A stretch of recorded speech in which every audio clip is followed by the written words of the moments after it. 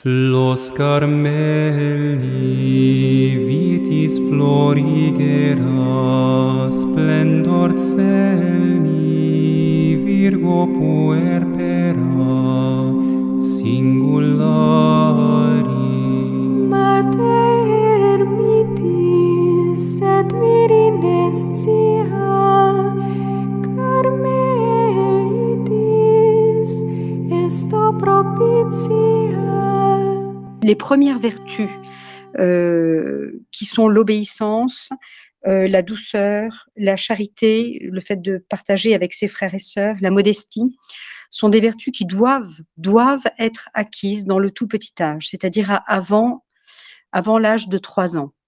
Bien sûr qu'il y a toujours des choses à améliorer, à corriger, mais les bases doivent vraiment être posées pour éviter les grandes difficultés de l'éducation dans les âges plus complexes que sont l'adolescence, la grande jeunesse, je dirais, et l'âge adulte.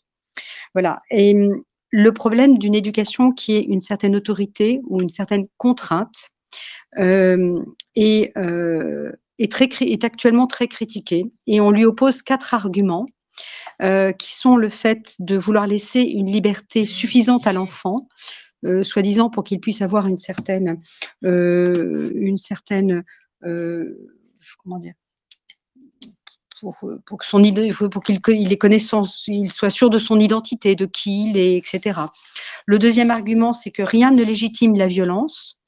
Le troisième argument, ce sont les neurosciences qui ont pénétré la mentalité actuelle. Et puis le quatrième argument auquel on oppose, enfin qu'on oppose à une éducation un petit peu exigeante, c'est la méthode de Saint Jean Bosco, mal comprise. Donc j'essaierai de répondre à ces 4 arguments dans le développement sur l'éducation et la place de l'autorité dans l'éducation. Je vais développer tout d'abord le problème des neurosciences, pour plusieurs raisons. D'abord parce que elles ont beaucoup pénétré, même leur mentalité a beaucoup pénétré jusque dans les milieux de la tradition. Et ensuite parce que nous avons, avec le recul, la capacité de juger les fruits de ces neurosciences, puisqu'elles ont été mises en œuvre il y a une 30aine d'années, en tout cas à la connaissance, portées à la connaissance il y a une 30aine d'années, et commencent à être mises en œuvre à peu près il y a une grosse 20aine d'années. Donc les trentenaires qui commencent à éduquer leurs petits-enfants maintenant sont le fruit des neurosciences actuelles. J'ai pour cela pris plusieurs types d'informations et je vais me baser pour ce développement sur un livre qui s'appelle Vivre heureux avec son enfant, de Catherine Guéguin, qui est pédiatre et spécialiste des neurosciences. Et c'est un livre justement où déjà elle revient sur certains principes des neurosciences du fait en ayant vu les déviances des applications. Et donc c'est déjà une explication des neurosciences recadrée. Alors la définition qu'elle donne de l'éducation: éduquer, ce n'est pas entretenir avec l'enfant des rapports de force ou de domination. Ce n'est jamais punir, menacer, humilier verbalement ou physiquement. C'est montrer le chemin, échanger, apprendre à réfléchir, à choisir. Alors, dans ce livre sur les neurosciences, bien sûr, il y a des choses qui sont vraies et il y a des choses qui sont détournées. Donc, je vais vous faire le résumé récapitulatif un petit peu des principes de ces neurosciences, et puis nous verrons ensuite en quoi ce n'est ni catholique, ni logique, ni naturel. Alors, les neurosciences nous expliquent qu'une grande partie du cerveau est dévolue aux relations sociales et affectives. Le parent est soutenant, bienveillant, empathique avec l'enfant. Il participe à la maturation progressive du cerveau. Le cerveau de l'enfant est fragile et malléable, et donc son entourage a une grande influence sur son cerveau intellectuel et sur le cerveau affectif. Le cerveau de l'enfant ne se développe bien que s'il reçoit de la bienveillance. Le cerveau de l'enfant est très immature, il est donc dominé par le cerveau archaïque, émotionnel. Il ressent des émotions très fortes, des peurs, des chagrins, des colères. L'enfant ne peut pas contrôler ses émotions, ne peut se calmer seul et il est bon de mettre des mots sur les émotions. Heu, le cerveau donc est immature, il est aussi fragile et malléable, donc l'enfant doit être l'adulte doit être bienveillant et empathique pour que l'enfant soit bienveillant. Heu, il faut donc materner l'enfant, le sécuriser, le consoler. Il faut l'encourager pour développer en lui la dopamine et développer toujours en lui le plaisir de vivre, la motivation, la créativité. Le stress est très nocif. Il ne faut donc aucune dureté de mots, aucun cri, aucune gifle, aucune fessée. Les gifles et les fessées conduisant à la violence et à la rupture sociale, à l'addiction à la drogue et à l'alcool. L'enfant a donc besoin de l'amour de ses parents. Il a besoin principalement la manifestation de cet amour doit être dans l'empathie et l'empathie consiste à faire accepter la contrainte. Il doit exprimer ce qu'il ressent, ne pas vivre dans la crainte d'être puni, jugé ou critiqué. Il doit être toujours encouragé et l'adulte doit le guider, c'est-à-dire qu'il lui donne la liberté de choisir le mieux, ce qui est le mieux pour lui, sans aucune domination. Voilà, donc vous voyez bien que dans ces développements, il y a de très bonnes choses et il y a des choses qui ne sont pas du tout catholiques. Mais c'est assez trompeur. Je ne vous cache pas qu'il m'a fallu réfléchir, utiliser des catéchismes, faire un certain nombre de recherches pour pouvoir analyser en quoi les neurosciences avaient, partant sur des bases qui étaient très bonnes, avaient détourné le sens de l'éducation. Alors, il y a 2 types de réponses à faire. Il y a une réponse de principe et puis il y a une réponse concrète. C'est-à-dire, fondée sur l'expérience, sur le retour d'expérience. Il y a 2 réflexions qu'on peut faire par rapport à ce développement. D'abord, ce type d'éducation est uniquement fondé sur l'émotion, sur l'impression. Vous avez vu, il n'y a pas de, l'enfant doit recevoir de la bienveillance, son cerveau émotionnel reçoit il est sujet à des émotions fortes, ce qui est très vrai, qu'il ne peut pas contrôler seul, on doit l'aider à les contrôler, mettre des mots dessus, ça c'est très bien. Effectivement, le catéchisme nous dit: «L'enfant juge de la valeur des choses par l'impression qu'il ressent». Il est donc surtout sensibilité, beaucoup plus que conceptualisation. Ce qui n'a rien à voir avec le cerveau reptilien. Or, le but de l'éducation, c'est de faire un homme et pas une lavette émotionnelle.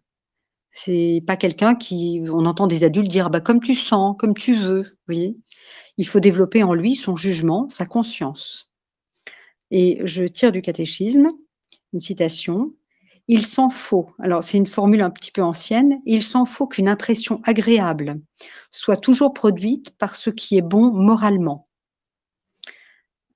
En sens inverse, qu'une impression fâcheuse provienne du mal moral». C'est-à-dire que si l'enfant crée un mal, produit un mal moral, il doit ressentir sensiblement une impression, une mauvaise impression. Et si vous lui expliquez bien gentiment que c'est pas comme ça qu'il faut faire, que ce serait bien mieux d'une autre manière, qu'il faudrait qu'il choisisse une autre façon, heu heu, eh bien, il va pas sentir du tout cette impression, de mal. Vous voyez? Voilà et donc l'enfant, alors c'est toujours le catéchisme, l'enfant donc a besoin que la correction fasse pour lui du mal moral un mal sensible. Donc c'est clair. Ça veut dire qu'il doit sentir sensiblement le mal qu'il a créé. Si ce n'est pas le cas, eh bien, si on ne pratique pas comme ça, eh bien, vous maintenez, l'enfant et en fait l'adulte dans l'immaturité, parce qu'il n'a pas de capacité à agir selon son jugement. C'est un adulte qui vit sans échelle de valeur. Ses relations sont toujours fondées sur le ressenti. Donc ça veut dire: «Je t'aime, je ne t'aime pas, j'apprécie telle chose, je n'apprécie pas telle chose. Donc ça fait des êtres changeants sur lesquels on ne peut absolument rien bâtir et ça fait des individualistes, des égocentriques, vous voyez? Et on en voit actuellement tout à fait les conséquences et l'application. Deuxième application, deuxième réponse qu'on peut faire, c'est que lorsque l'on définit l'amour à travers la bienveillance, l'encouragement, le fait simplement de montrer le chemin, d'échanger, d'apprendre à réfléchir. C'est, la définition de l'amour qui est sous forme d'empathie. C'est-à-dire qu'on le but est de faire accepter par l'enfant la contrainte. Je crois que j'ai pas besoin d'aller plus loin pour vous dire que c'est une pure utopie. On est quasiment dans du rousseauisme.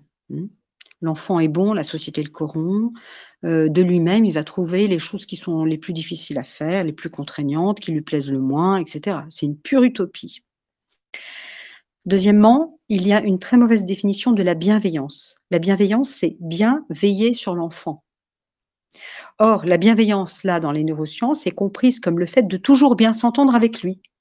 En fait, on est avec l'enfant, comme avec un collègue de travail, comme avec un ami. Il ne faut pas se disputer, parce que si on se dispute, c'est qu'on ne s'entend plus. En fait, on est avec lui comme avec un égal. On cherche à emporter son adhésion, au lieu de lui indiquer quel est le bien. Donc, si vous voulez, ça nuit totalement à la transmission. Et c'est le principe même de l'éducation, de transmettre. Transmettre et corriger, parce que l'être humain a été abîmé par le péché originel, et c'est l'éducation qui va lui permettre de revenir dans la vertu. Troisième problème qui concerne la mauvaise définition de l'amour, c'est lorsqu'il est dit qu'il ne faut pas vivre dans la crainte d'être jugé, critiqué. Alors ça, c'est totalement anti-catholique. Parce qu'il faut que l'enfant craigne de se tromper. Il faut qu'il s'en réfère au jugement de ses parents. Donc il faut qu'il craigne, dans le bon sens du terme, le jugement de ses parents, de manière à ce que l'adulte craigne la justice de Dieu, de manière à ce qu'il aime le jugement de Dieu, qui n'est pas le sien. Vous voyez? Et donc il faut non seulement accepter d'être jugé, mais le vouloir. Et enfin, autre réponse, les gifles et les fessées entraînent à la violence, à la rupture sociale, à l'addiction à la drogue et à l'alcool. Là, j'avoue que j'ai été assez sidérée de voir ça.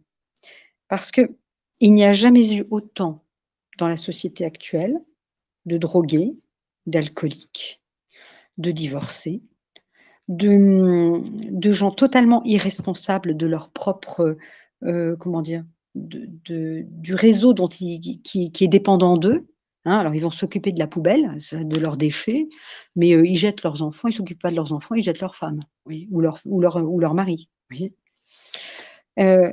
Donc la société actuelle nous permet une lecture totalement contraire de ce qui est dit. Et lorsqu'il est considéré que les gifles et les fessées mènent à cette rupture sociale, à cette addiction, etc., ça veut dire que toute correction est considérée comme un défouloir ou comme une vengeance gratuite. Alors ça, il est certain que lorsque la correction, comme on disait, le châtiment corporel, est une violence gratuite, quand elle est sans issue, quand c'est taper pour taper, taper pour se défouler, ou humilier pour humilier, il est certain qu'on est dans un contre-exemple de l'éducation. On abîme totalement l'enfant, on abîme même l'adulte. Ça veut dire que ces gens-là n'ont absolument pas, ces gens qui ont promu les neurosciences n'ont absolument pas du tout le sens de l'éducation.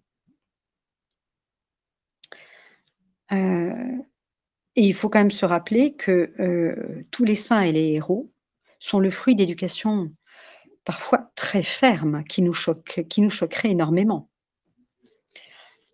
Et donc si on admet les principes qui sont donnés, qui sont des principes donc que l'adulte n'est qu'un un indicateur de bien. Heu, on a le on en vous voyez actuellement par expérience ces enfants rois qui finalement ont très bien compris le processus, parce qu'ils sont pas du tout idiots. Ils ont très bien compris qu'on ne leur imposera jamais rien s'ils ne le veulent pas eux-mêmes. Bah, immédiatement, l'enfant ne le veut pas. Donc on a des enfants tyrans qui deviennent des adultes tyrans.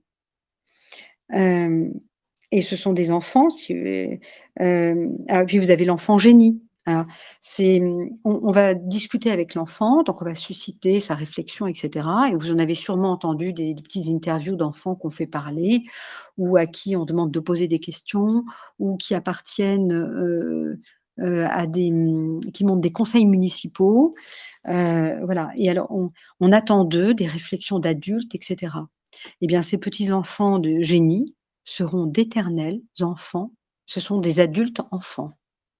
Parce qu'en fait, ils n'auront rien reçu véritablement. On aura pensé que tout viendra d'eux, mais d'eux ne vient que des limites, si vous voulez. On arrive très vite à des limites de soi-même. Ils n'auront rien reçu, ils ne pourront rien transmettre. Ils seront incapables, de tenir dans le temps, d'être bien disposés. Ils ne pourront rien construire parce qu'on n'aura pas développé chez eux, par la contrainte, la la force de la volonté. Vous voyez? Se maintenir au travail, par exemple. Si vous ne maintenez pas un adolescent au travail par la contrainte, vous ne le forcez pas à se maintenir à son travail, il y a aucun problème, il va lâcher son travail. Je ne connais pas d'adolescents qui il y a très, très peu, c'est rarissime, d'adolescents qui aiment travailler toutes les matières, même si vous avez des enfants plus scolaires que d'autres. Donc l'amitié ne peut pas être un principe directeur d'éducation. On ne fait pas copain-copain avec son enfant. Parce qu'on fait des adultes qui sont sans intelligence ni volonté. Et donc forcément, ce sont des adultes qui ne fonctionneront qu'à l'envie. J'ai envie de ça, j'ai envie de ça. Et ce sont des adolescents qui ne fonctionneront qu'à l'envie. Et quand on voit les envies qui sont proposées actuellement, dans la société, vous imaginez à quoi ça peut conduire comme déviance. Voilà. Donc si vous voulez, les neurosciences, on en voit bien les effets pervers dans les adultes que nous avons maintenant et on en voit les principes mauvais dans le raisonnement même de ce développement, vous voyez? Donc je serai forcément un petit peu plus courte aujourd'hui parce que nous démarrons très tard. Je vais voir avec vous donc je vais répondre aux différents arguments que je vous ai présentés en développant ce qu'est véritablement l'autorité. L'autorité à travers la sanction. Je vais prendre des exemples encore. Imaginez un État qui légifère, mais qui ne sanctionne jamais. Pas de contravention, pas de délit, pas de crime, pas de prison, pas de procès-verbaux. Voilà. Un pouvoir qui ordonne à grand fracas, qui menace, mais qui ne frappe jamais. Ben, on dirait une artillerie qui n'a pas de poudre, hein. Des canons qui font du bruit, c'est tout. Et l'ennemi avance, à pas sûr. Imaginez un professeur qui mettrait toujours 18 sur 20. Vous voyez? Vous imaginez, l'empathie, hein, oui, tu es un bon garçon, mais tu comprends, il faudrait faire peut-être les choses autrement et cetera. Donc le professeur met 18 sur 20 à toutes les copies, mais il explique que cette copie, elle vaut quand même un petit peu moins, qu'il y a quand même des fautes et cetera, et qu'il n'est pas tout à fait satisfait parce que la leçon n'est pas vue.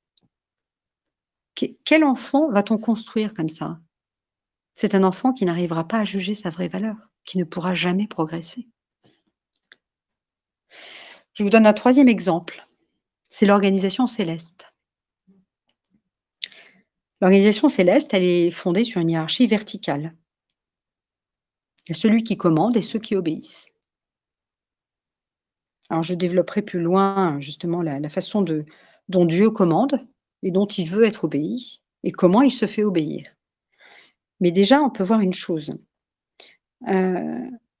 Lorsqu'on développe les vertus, les premières vertus que nous devons développer, foi, espérance, charité.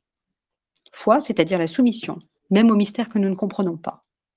Une soumission aveugle, qui met sous le boisseau même l'intelligence, pour des choses très importantes. L'espérance, c'est la confiance. Pourquoi? Parce que la soumission implique la confiance. Lorsque votre père vous donne des limites très claires ou votre mère vous dit: «Ça, tu peux le faire, ça, tu ne peux pas le faire». L'enfant, il est en toute confiance. Il sait quand il va désobéir, il sera puni.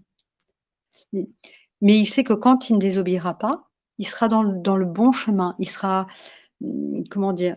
Ses parents, l'encourageront, le trouveront bon garçon, bon enfant, et cetera. La confiance s'instaure et ça mène à la charité, qui est l'amour, qui est l'expression de la bonté qui doit infuser dans toute l'éducation. Que fait la République? Exactement son contraire. Elle instaure la liberté, surtout ne vous soumettez pas. L'égalité, copain-copain avec entre les parents et les enfants, d'égal à égal. Et la fraternité, qui ne peut pas exister. Parce que quand il y a une égalité, une pure égalité entre tout le monde, il ne peut pas y avoir de fraternité.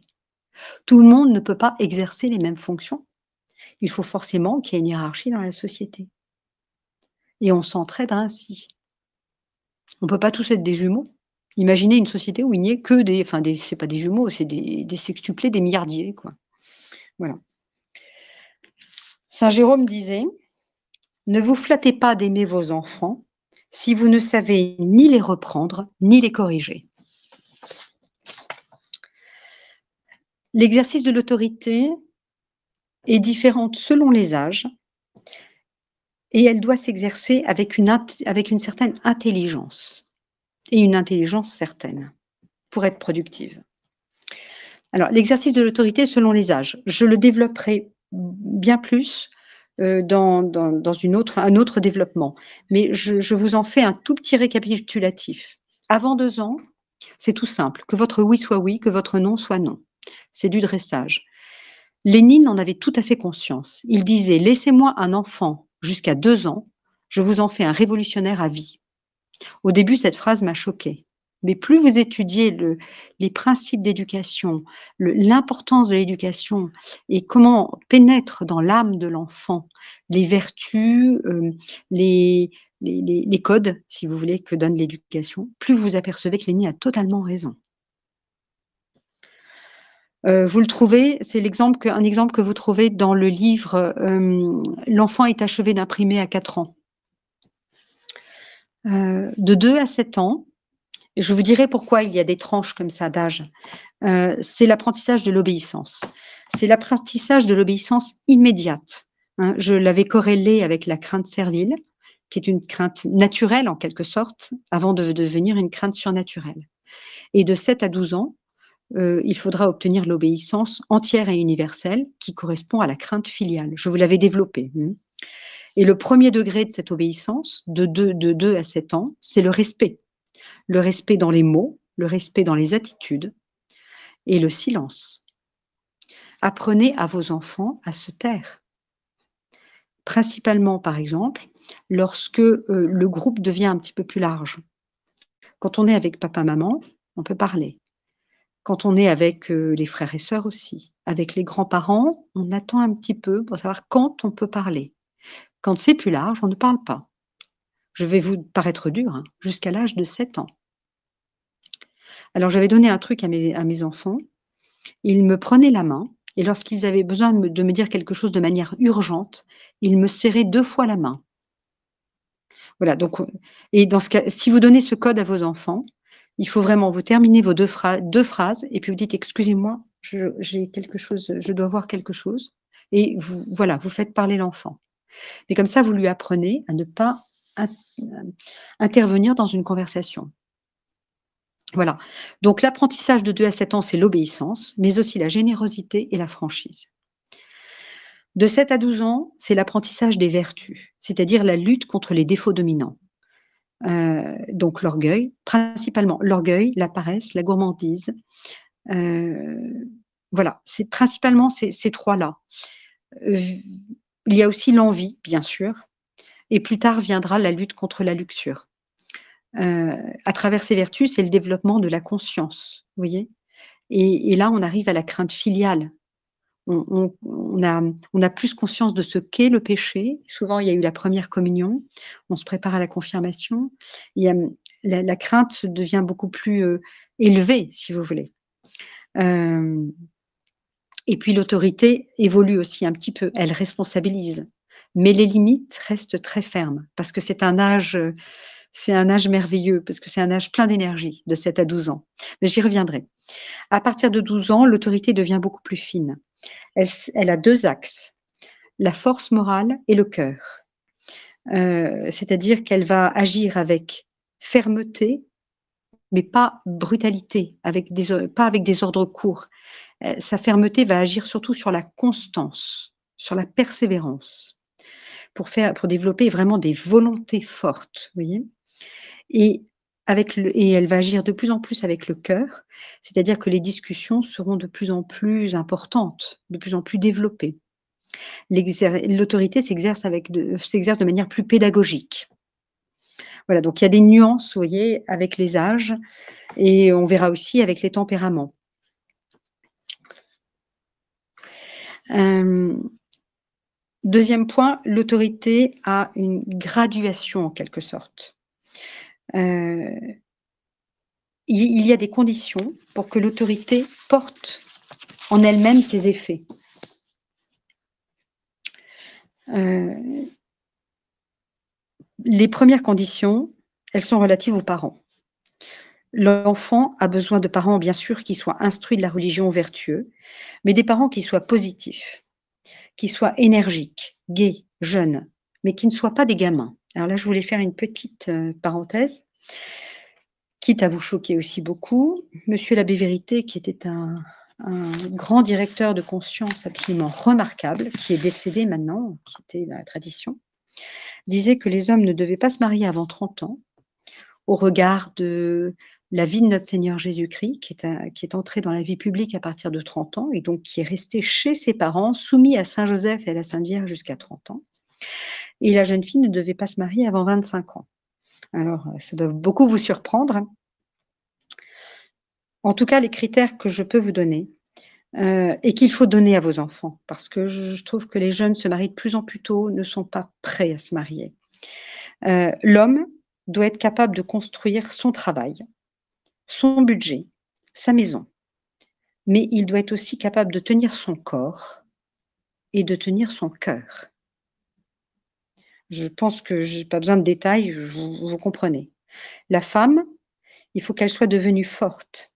C'est-à-dire qu'elle soit capable de lutter contre les tentations, la mode, la sensualité, les pertes de temps et les amitiés inutiles. Ça veut dire qu'elle soit capable de se détacher de certaines amitiés pour le bien de son âme. Et puis je trouve, ça c'est personnel, mais je pense que la femme doit être cultivée. Heu, parce que alors soit, heu, sous 2 aspects. D'abord, elle doit avoir une certaine, connaissance de l'éducation. Il faut qu'elle ait lu des manuels d'éducation, qu'elle se soit préparée à l'éducation, préparée au mariage et puis qu'elle ait fait des gardes d'enfants dans différentes familles. Avant, ça se faisait toujours. Les jeunes filles n'allaient pas travailler à l'extérieur, hein, on n'allait pas gagner de l'argent à l'extérieur, ça ne se faisait pas. On allait garder des enfants dans différentes familles parce que c'est très instructif. On voit les différentes pédagogies, les différentes relations avec les enfants, les comportements des enfants. Voilà, ça fait partie de la culture de la jeune fille. Et puis, faire des études, soit des études qui soient utiles à la vie de famille, très concrètes, pour être, infirmière, naturopathe,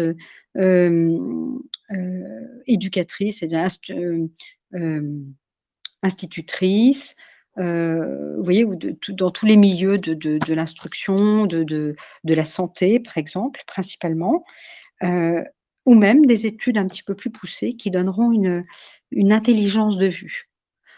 Personnellement, je n'ai jamais regretté d'avoir fait des études de droit un peu poussées. Ça m'a permis d'avoir des discussions avec mes grands adolescents et mes jeunes adultes très, très, très intéressantes sur la société. Et ça m'a permis de réfléchir aussi aux actes que je posais dans le petit âge, parce que j'en voyais les conséquences à l'âge adulte. J'ouvre une parenthèse, je ne sais pas si je l'ai dit dans la toute première partie ou pas, je vous conseille pour ceux, une lecture très, très constructive. C'est la dernière partie, disons le dernier quart, du tome 2 du traité du Saint-Esprit de Monseigneur Gaume. C'est la partie qui traite des dons du Saint-Esprit, c'est la partie qui aide à la préparation de la confirmation. Les dons du Saint-Esprit sont traités les uns derrière les autres, en lien avec les vertus et le combat contre les défauts dominants, en lien avec les âges. Quelle vertu faut-il travailler avec à tel âge? Quel don du Saint-Esprit est attribué à tel âge? Et Monseigneur Gaume en donne les conséquences sur l'individu. Tel don du Saint-Esprit va développer tel point chez l'individu, quelles conséquences ça aura sur l'adulte et quelles conséquences ça aura sur la société. Donc c'est très intéressant, ça vous permet de vous projeter, et je pense qu'il serait bon que les hommes le lisent, de se projeter sur l'adulte qu'on est en train de construire. Voilà, donc en fait, pour se marier, il faut que les parents, les jeunes soient déjà des adultes qui puissent être des parents forts et généreux. Il y a toujours cette dualité hein, de fermeté et de bonté. Voilà, la fermeté, c'est pas l'autorité brute, hein, je l'avais compris. Hein, c'est cette force de caractère qui fait qu'on maintient ce que l'on a décidé. On a une volonté, voilà. Monsieur l'abbé, je continue ou bien je m'arrête? Mais vous faites comme vous voulez, parce que là, il y a une Il est demi-heure déjà d'enregistrement seulement, donc vous pouvez continuer. Oui. Hein. Je peux continuer. Bon, ça nous mène un Oui. petit peu tard, mais bon. Alors, donc je disais, non seulement pour que l'autorité porte, il faut des parents qui soient préparés à avoir exercé le métier, enfin, le statut d'éducateur, mais aussi, il y a des situations où on perd son autorité. On perd son autorité par le mauvais exemple. Alors on dit que je vous l'avais dit, hein, les enfants sont souvent les éducateurs des adultes. Ben, on est obligé de s'imposer certaines choses pour pouvoir l'exiger aux enfants. On perd son autorité par le mensonge. Des choses toutes simples. Un exemple qui me vient à l'esprit, une maman veut faire boire un médicament à un enfant, elle le goûte un tout petit peu, elle dit: «Ah mais il est bon, il est bon». Ou veut faire manger de la viande: «Ah mais c'est délicieux» et cetera. Alors c'est un petit peu relevé ou je ne sais quoi, et l'enfant voit bien que ce n'est pas délicieux du tout. Il faut être très franc avec l'enfant. Voilà. Ça n'a pas bon goût, mais il faut le manger. Il faut le boire. Voilà, parce que c'est bon pour la santé, c'est ainsi. Voilà. On perd son autorité par l'injustice aussi. C'est-à-dire, soit l'injustice entre les enfants, soit l'injustice dans les réprimandes. Vous voyez? Par exemple, ceux qui vont gifler un enfant parce qu'il a renversé un verre et qui laisseront passer comment dire? Une réponse très insolente à son mari ou à sa femme. Voilà. On perd son autorité par manque de dignité. Quand on est grossier, vulgaire, violent, on perd son autorité. Et enfin, on perd son autorité par autoritarisme ou par lâcheté. Alors la lâcheté, c'est le fait des parents qui craignent de s'opposer à l'enfant ou qui ont peur d'être trop, comment dire, contraignants ou trop exigeants, etc. Il y a une forme de paresse dans la lâcheté. Et l'autoritarisme, c'est le fait de donner tout le temps des ordres sur des broutilles. Voilà. C'est une mauvaise application de l'autorité. Alors, dans l'autorité, il y a 2 choses. Il y a commander et quel terme j'ai voulu employer? Et corriger. Si vous commandez, comment dire? Correctement, j'ai envie de dire, dans de bonnes conditions, vous êtes sûr de 50% du résultat. Ça veut dire que donc 50% du résultat dépend de vous. Il faut d'abord peser vos ordres. Vous les pensez à l'avance. Évitez de les exprimer dans la précipitation, dans la colère, heu, voilà, ou par réaction immédiate. Ouais, et pensez à donner de l'importance aux choses importantes. Ça veut dire que vous allez, présenter votre commandement, hein, votre ordre, de manière différente, si c'est une chose importante ou pas.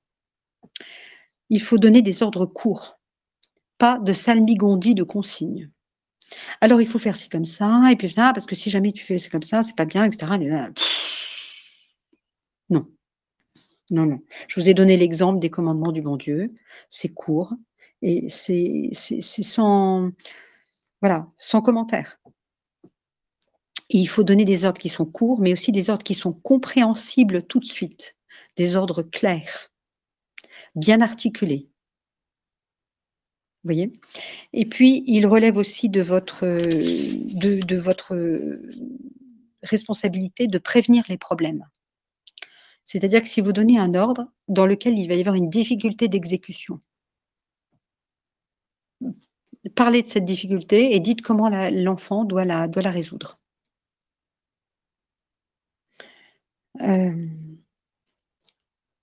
Prévenir, c'est bien mieux que sanctionner. Vous voyez, dans l'autorité, il y a une graduation immense, hein. Quand un enfant a un défaut, prévenez la réaction. On dit gouverner, c'est prévoir. Je vais demander telle chose, tu ne vas pas réagir, tu ne vas pas te rebeller, tu ne vas faire aucune réflexion. Tu obéiras tout de suite et sans rien dire. Voilà, alors il y a des enfants qui sont plus ou moins faciles, hein. Lorsque vous avez des enfants difficiles, il faut faire les choses un petit peu les unes après les autres et accepter ça suppose de penser, votre pédagogie. Vous avancez petit à petit pour obtenir des résultats encourageants et vous montrez à l'enfant, parce qu'il y a des natures qui sont, des caractères plus enfin plus, comment vous dire? Moins malléables. Donc il faut aider l'enfant, hein, à revenir vers le bien. Et d'ailleurs plus il y a de lutte, plus c'est méritoire.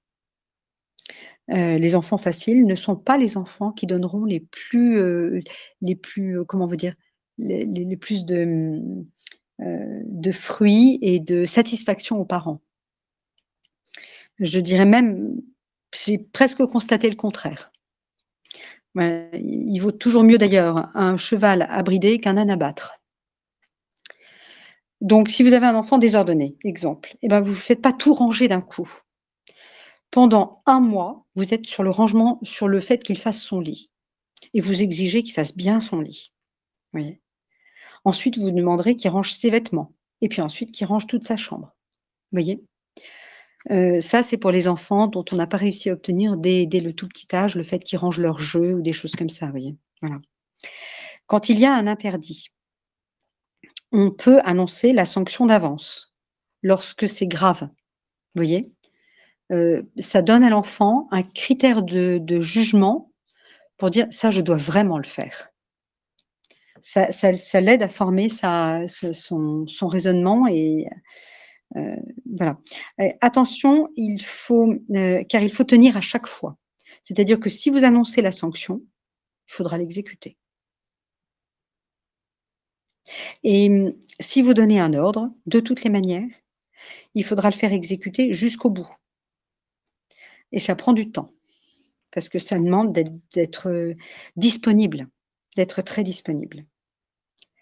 Donc il faut parce que si vous voulez c'est comme le gouvernement qui donne un ordre et puis qui voit bien qu'on peut transgresser l'ordre sans aucun problème, vous voyez? Donc assurez-vous d'être obéi. Surtout quand vous avez donné un ordre à exécution décalée, du type, vous demandez à un enfant de fermer les volets. Il y a un certain délai pour le faire. Au début, vous aidez l'enfant à obéir parce que les choses demandent un certain délai. Vous les faites avec lui. Ou bien simplement parce que c'est la première fois, donc ça lui montre comment il fait la chose et une fois que vous êtes sûr que l'enfant sait le faire, qu'il peut le faire, vous lui donnez la consigne et vous lui dites: «Je compte sur toi» et il faudra vérifier. Au début, il faut vérifier systématiquement. Et puis après, il faut vérifier ponctuellement, de manière aléatoire. Alors, si ce n'est pas fait une fois, 2 fois, vous rappelez l'ordre. Mais si ce n'est pas fait à la 5e fois, il faut sanctionner. Il faut sanctionner. Ça veut dire que le commandement n'est pas passé. Donc, il faut passer à une étape, l'étape suivante, qui est la correction.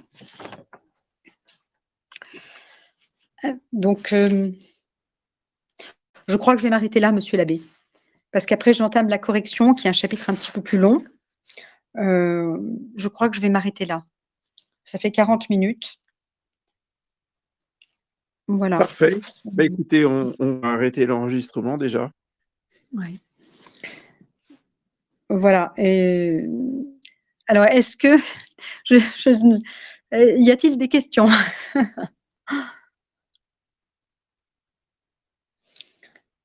Surtout, n'hésitez pas à me contacter ensuite indépendamment, si vous souhaitez, si vous voulez poser des questions, comme ça a été fait déjà, des questions plus personnelles ou des questions plus précises. Voilà, n'hésitez pas. Alors, je n'ai comme légitimité que mon expérience. Je ne suis ni plus vertueuse que vous, ni meilleure, ni voilà. Je n'ai que mon expérience pour légitimer mes réponses. Voilà, je veux que ce soit bien clair. Donc, il m'est arrivé de ne pas pouvoir répondre, de ne pas savoir répondre. Voilà. Bien, bah, écoutez, je vous souhaite une bonne soirée. Flos Carmeli vitis florigera, splendor celi, Virgo puerpera, singulari. Mater mitis et virinescia, Carmelitis esto propitia, Stella Maris. Radix iesse germinans flosculum, nos adesse tecum in seculum patiari. Inter spinas, quae crescis lilium, serva poras, mentes fragilium, tutelari. Armatura fortis pugnantium, furunt bella tende presidium, scapulari. Per incerta prudens consilium, per adversa iuge solatium, largiari. Mater dulcis Carmeli Domina, plebem tuam reple Laetitia, qua beati